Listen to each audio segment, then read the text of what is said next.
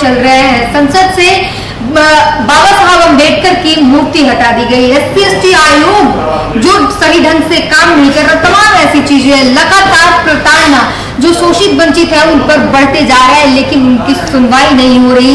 उन्हें थाने से भगा दिया जाता है, FIR नहीं लिखा जाता है। और हमारे साथ गोल्डन दास मौजूद है बातचीत करने के लिए। और आज इन्होंने SC/ST आयोग पर बवाल मचा दिया, क्योंकि ये जब बोलते हैं तो सिर्फ बोलते नहीं, गरजते हैं। आज अब दिल्ली में है। SC/ST आयोग पर तो आपने जो किया वो सब कुछ देखा, सब लोगों ने देखा, लेकिन जो बाबा साहब की अम्बेडकर की मूर्ति हटाई गई है संसद से, उसके बारे में आप क्या कहेंगे? सबसे पहले ड्यूटी आपको बहुत बहुत धन्यवाद। साथी आपको दस्तक न्यूज चैनल का जितने व्यूअर्स देखते हैं सभी क्रांतिकारी जय। देखिए, देश के जो मूर्ति हटा रहे हैं इसे साफ जाहिर होता है कि संविधान विरोधी, SC/ST OBC अति पिछड़ा मुस्लिम समाज विरोधी है।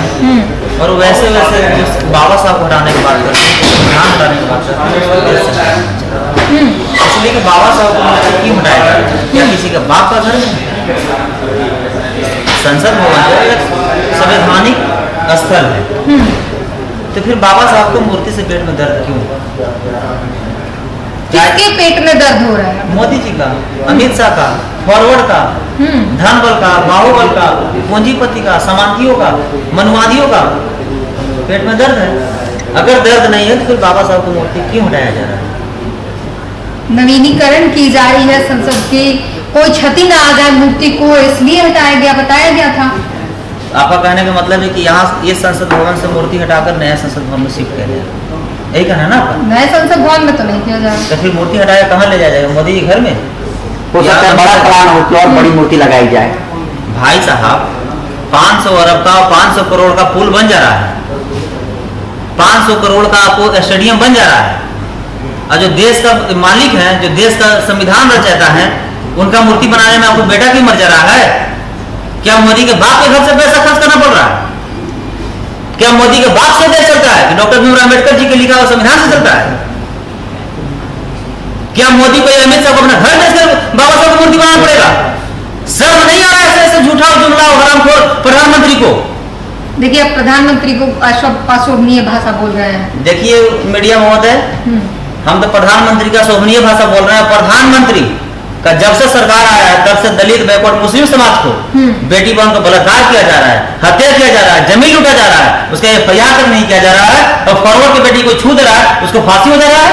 ये कौन सा असर और सब का पाठ पढ़ाना चाह रही मीडिया महोदय? फिर भी तो मोदी जी ही जीत रहे हैं। देखिए, आप लोग देश का चौथा स्तंभ है, और सच के साथ रहिए, ना कि मोदी के साथ रहिए।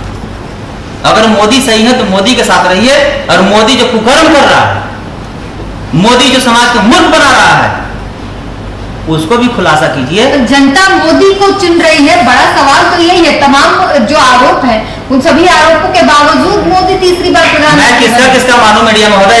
मीडिया कहता है कि जनता चुन रहा है, फॉरवर्ड कहता है कि हम चुन रहे हैं, और दलित, बैकवर्ड, मुस्लिम कहता है कि उसे EVM चुन रहा है। किसका मानूं? आपका क्या मानना है? मेरा मानना है कि उसे EVM चुन रहा है। 2-2 बजे रात तक कभी सुने थे 2014 से पहले कितना बार रात में काउंटिंग हुआ था? कितना बार गिनती होता था वोटिंग का? कितना प्रधानमंत्री को सुने कि सांसद के वार्ड सदस्य मुखिया का प्रचार करने जाता था? तो ये प्रधानमंत्री कम और ये प्रचार मंत्री ज्यादा है, और ये दलित, बैकवर्ड के दुश्मन और फॉरवर्ड का रखेल है। जैसे फिल्म बनता है ना, तो फिल्म में बहुत तरह का बहुत भूमिका होता है, डायरेक्टर का कुछ और, हीरो का कुछ और कॉमेडी का कुछ और। इसीलिए ये भाजपा जो पार्टी है, इसका डायरेक्टर मोहन भागवत है, और हीरो जो है ये मोदी है। और मोदी कौन हीरो है? झूठ बोलने में, समाज को मूर्ख बनाने में, समाज को ठगने में, और समाज को बढ़ाने और समाज को फुसलाने में ये माहिर है। इसलिए मोदी को हीरो बनाया गया है। और मोदी बैकवर्ड नहीं, ये फॉरवर्ड बैकवर्ड है भाई साहब। अच्छा, मोदी से कौन पूछने गया था तुम कौन जाते हो? मोदी से कौन पूछने गया था तुम्हारा बाप का नाम क्या है? कोई प्रधानमंत्री से पूछता है क्या? DM SP से है बात किसी का? कोई पूछेगा कि आप कौन जाते हैं? लेकिन वो खुद से क्यों बता रहे हैं कि मैं बैकवर्ड हूं? अगर बैकवर्ड आप है तो भारत में 28 राज्य है ना, 28 राज्य में कितने बैकवर्ड समाज के DGP और मुख्य सचिव को डाटा आपको दिखाइए। मैं जिस राज्य से बिलोंग करता हूं मीडिया महोदय, वहां 38 जिला है, और 38 जिला में आधा से अधिक फॉरवर्ड IAS और IPS है।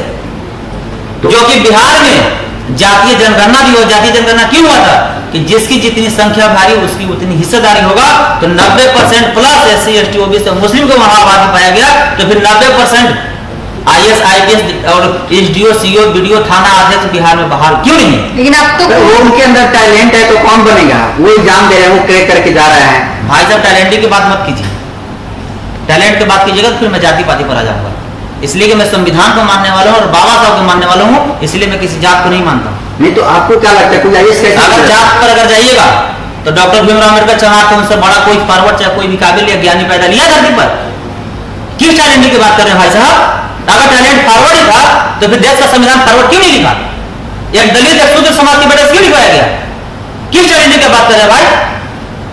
जो टैलेंट जो ज्ञानी होता है, अनिल किशोर यादव जी कमजोर वर्ग के थे, उनसे बड़ा दबाव, उनसे बड़ा ईमानदार और उनसे बड़ा वनिष्ठ, उनसे बड़ा ज्ञानी कोई IPS पूरे भारत में नहीं है। मैं लिख के दे रहा हूं। उनको जानते क्या किया गया? बिहार से उनको भोपाल भरा दिया गया। किस टैलेंट की बात कर रहे हैं? इसलिए मोदी की अगर औकात है तो संविधान छू के दिखाए, उसको संविधान के तलवार से हाथ काट देंगे। मैं दिल्ली आया हूं और मोदी को असली औकात दिखाने आया हूं। 26 तारीख के जंतर मंतर में आंदोलन है और हमको देखना है कि मोदी के झूठा प्रधानमंत्री के कितना औकात है और दिल्ली पुलिस के कितना गोली और कितना बंदूक और कितना बम है, मैं देख लूंगा। और 26 के बाद बाबा साहब को लड़ाई लड़ा जाएगा, बाबा साहब की मूर्ति को बचाया भी जाएगा।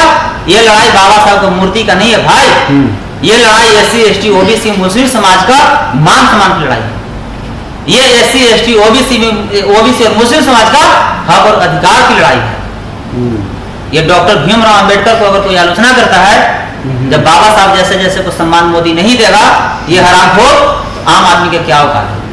प्रधानमंत्री मोदी जी संसद भवन में जाते हैं, संविधान को चूमते हैं, शीश नवाते हैं, तो आप कह रहे हैं मीडिया में संविधान को चूम नहीं रहे हैं, संविधान को शीश नहीं नवा रहे हैं। वो अफसोस कर रहे हैं, महसूस कर रहे हैं कि अच्छा अबरी भर ऐसे आ गया है, लेकिन अगला बार हटा दूंगा। अगर कोई किसी को पैर छूता है तो ये मत सोचिए कि वो आपको सम्मान कर रहा है, आपको स्वार्थ के लिए भी किसी को पैर छुआ जाता है मीडिया महोदय।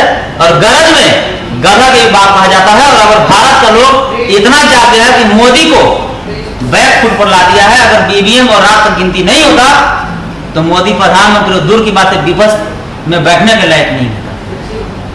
आप जिस बिहार की बात कर रहे हैं वहां 40 में 30 सीट तो जीती है भाजपा NDA गठबंधन। अरे भाई साहब मैं बता तो रहा हूँ कि 40 में 30 जीत गया, पिछला बार 40 में 39 जीता था, 9 क्यों हार गया?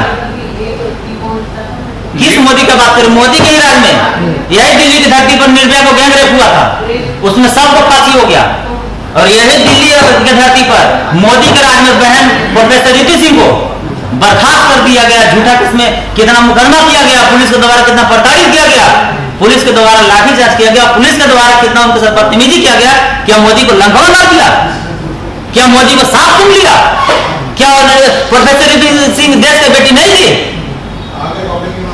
जो प्रोफेसर ऋतु सिंह के साथ हुआ, जो मणिपुर बेटी बहन के साथ हुआ, अगर सेम मोदी के बेटी और अमित शाह और राजनाथ सिंह की बेटी बहन के साथ होता, क्या उसको लंघन मारता? क्या चुप होता? तो मैं आपके न्यूज चैनल के माध्यम से यही बताना चाह रहा हूं SC ST और मुस्लिम समाज के नौजवान क्रांतिकारी साथी को कि लड़ना सीखो और हलाल बकरा के किया जाता है, शेर का नहीं। और लड़ने वाला के हमेशा इतिहास लिखा गया है, जैसे भगत सिंह, सुभाष चंद्र बोस, उधम सिंह, सभी को इतिहास आप लोग पढ़ लिए मीडिया महोदय। फूलन देवी भी देश की बेटी थी, शेड्यूल कास्ट की बेटी थी। तो मैं बाबा साहब को मानता हूं, तो मैं सुभाष चंद्र बोस को भी मानता हूं, बाबा साहब का संविधान मानता हूं। तो सुभाष चंद्र बोस क्या बोलते हैं कि टीट फॉर टाइट, ईंट के जवाब पत्थर से दो। और बाबा साहब IPC में हमको संवैधानिक अधिकार भी दिए हैं 96 से 106 तक कि पुलिस भी अगर आपको माँ की गाली देता है तो आप पुलिस को माँ को गाली दीजिए। और आर्टिकल 14 को पढ़ लीजिए, जितना जान प्यारा प्रधानमंत्री का है उतना जान प्यारा आम आदमी का भी है। और प्रशासन का कर्तव्य बनता है कि जितने निष्ठा, जितनी ईमानदारी से प्रधानमंत्री को मान सम्मान का ख्याल रखता है, उतना आम इंसान को भी ख्याल रखेगा। और अगर नहीं रखेगा तो संविधान के जूता से पुलिस को या प्रधानमंत्री को पीट सकते हैं। चलिए सर, एक आखिरी सवाल, क्या बाबा साहब की मूर्ति को वही रहने देना चाहिए या क्या सोचते हैं? बाबा साहब की मूर्ति चाहे वही रहना चाहिए। हाँ। और अगर कहीं और कमी है तो वहां नया मूर्ति बनवाकर और वहां स्थापित किया जाए।